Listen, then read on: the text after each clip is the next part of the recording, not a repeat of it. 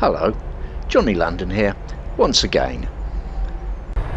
Well, having slept on it, I had decided I was going to pop along to B&Q, buy some normal emulsion and hope that a couple of coats of that would adhere okay to this and cover everything the way I want it to. And there's a spot here on the wall, and what I've done there is I put a third coat and then a fourth coat on there, and that's just about good enough. So I can see that if I can get to 4 coats with the existing paint that I'm using, that should probably be just about okay. But I did daub those on quite thick, and I'm not sure I'll be able to do them that thick all over. Anyway, as you can see, it's got some colour, and I've only used about 1/4 of that tin, so I've got loads of paint I can easily do it with. It's just a bit tedious, but you know, I've started with this now, so I'm going to see it through to the bitter end. I'm trying to lay the paint on as thick as I can whilst keeping it fairly even. That's the third coat wet, and that's the third coat dry. Am I wasting my time here?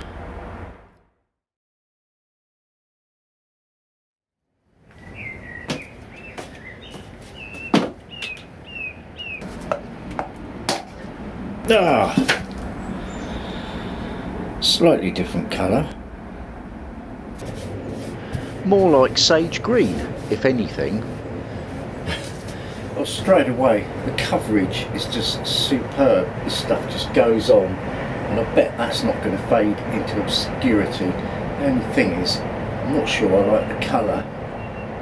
So looking at the colour on the front of the pots, admittedly the Edenberry is a bit more intensely green than the sage, but quite what it's got to do with that is anybody's guess.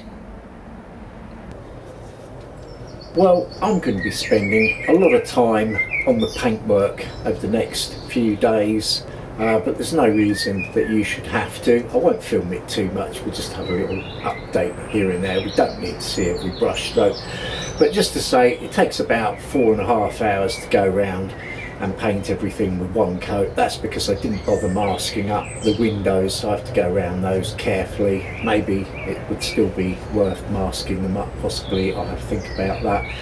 I'm not sure how many coats more I'm going to need. I've put 3 on so far. Probably looks okay now in the camera to you, and it's getting there. I put 5 on this plain piece of wood, and I think that's just about acceptable probably now. That last coat's not dried, so it won't look quite so good when it has. So 5, maybe 6 will be needed. This obviously had a darker background. We've got 3 on all round, except here actually that does have 4 now, and it's, so I reckon 2 more probably might just about do it. So I've just made my peace with that. You know, I'm just going to go around and do it. I've still got slightly more than half a bucket of the first bucket of paint, so there's no danger of running out. It's just patience I'll be running out of. And of course, I've had a few things arrive today that I wanted to be placing in here, and just sort of wrapping this all up now and starting to enjoy it. I need to paint the floor again, but that's with the good paint, so that'll just whoosh over in sort of 10 minutes. A couple of coats, no problem at all there. So I'll update.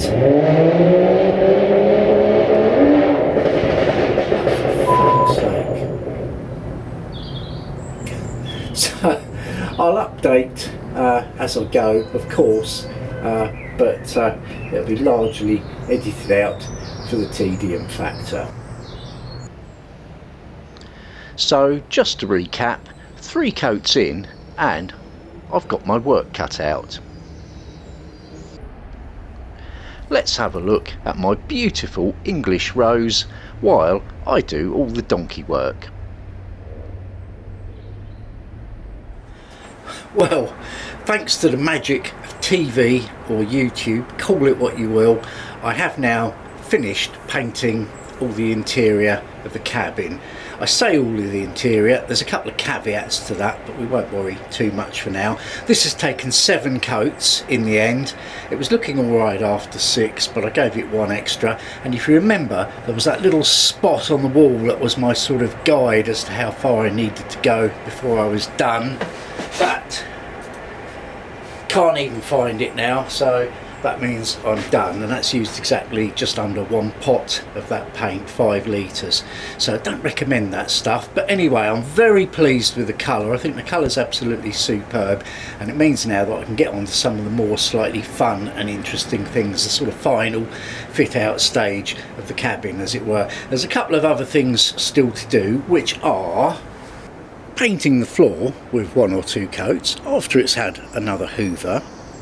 And I need to go around and touch up a bit with the brown, but that shouldn't be too much of a problem.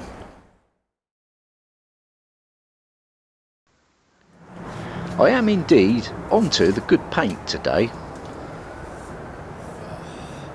The good paint.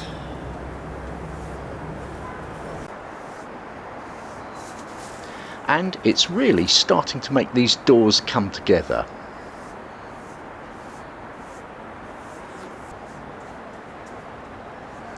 Of course, I paint the insides too, minding the nails which are still sticking out a little.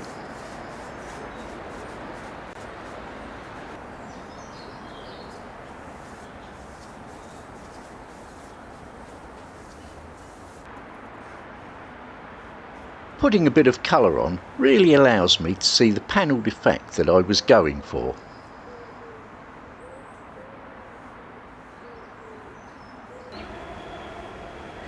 And finally, this feels like real progress.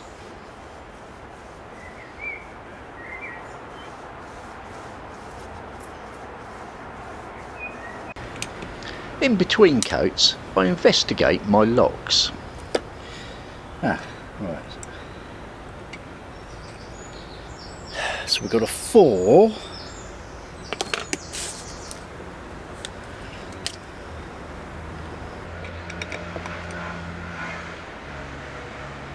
And a 1.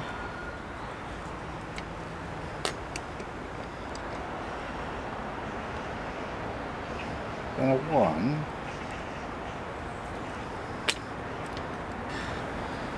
And a 2.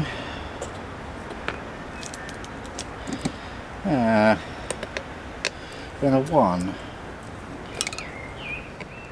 I've got a 1. A 1.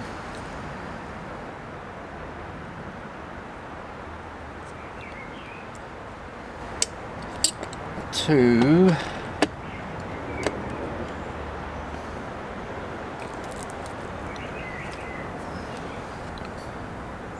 And a 1. Right, so that's okay. So what does that mean then? I think that means if I could find a key that was made up of sort of 1s and 4s and 2s, I could rearrange these to suit the key. They're the same, they've got the same, they're not keyed alike, or are they? I've got a 4, a 1, a 1, a 2 and a 1, and then the other way around I've got a 1, a 4, a 1, a 2 and a 1. So it's not opposite, it's just 2 of them are different, but the same, but opposite.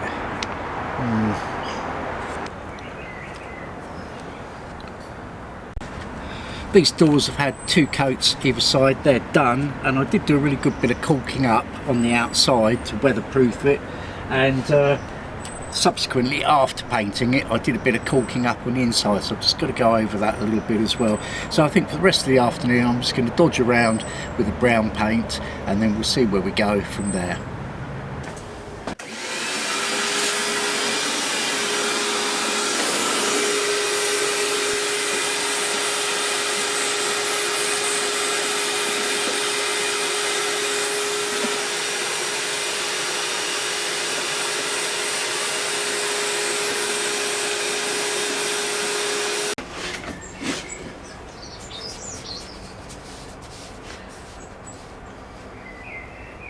Have to be careful with the brush now. No masking tape involved.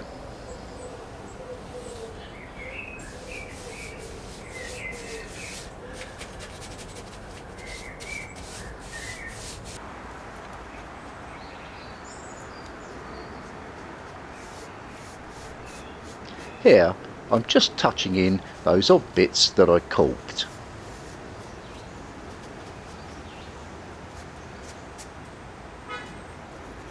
Well, it's certainly looking all the better for a quick coat of paint. One more should get it really spot on.